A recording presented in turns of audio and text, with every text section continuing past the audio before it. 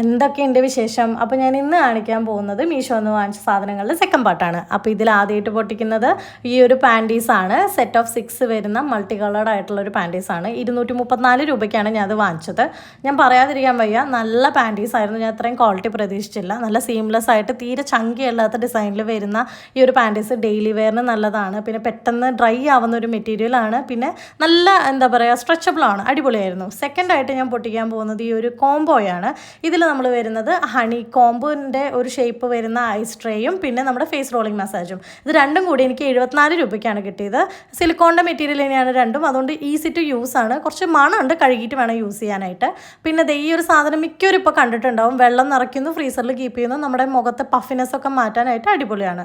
അവസാനമായിട്ട് ഞാൻ പൊട്ടിക്കുന്നത് ഈ ഒരു 136 രൂപയ്ക്ക് കിട്ടിയ ഒരു കോംബോയാണ്. എയർ ഫ്രയറിൽ വെക്കുന്ന ബാസ്ക്കറ്റാണ്. വീണ്ടും സിലിക്കോൺ കൊണ്ട് ഉണ്ടാക്കിയതുകൊണ്ട് തന്നെ നല്ല ഫ്ലെക്സിബിൾ ആണ്. എടുക്കാനും പിടിക്കാനൊക്കെ യൂസ് ചെയ്യാനായിട്ട് നല്ലതാണ്. ഇവരതിൻ്റെ കൂടെ തന്നെ ഇൻസ്ട്രക്ഷൻ മാനുവൽ തന്നിട്ടുണ്ട്. അപ്പോൾ ഈ ഒരു 3 പാക്കേജസ് എനിക്ക് ഭയങ്കര ഇഷ്ടമായി. നല്ല വർത്താണ്. അപ്പോൾ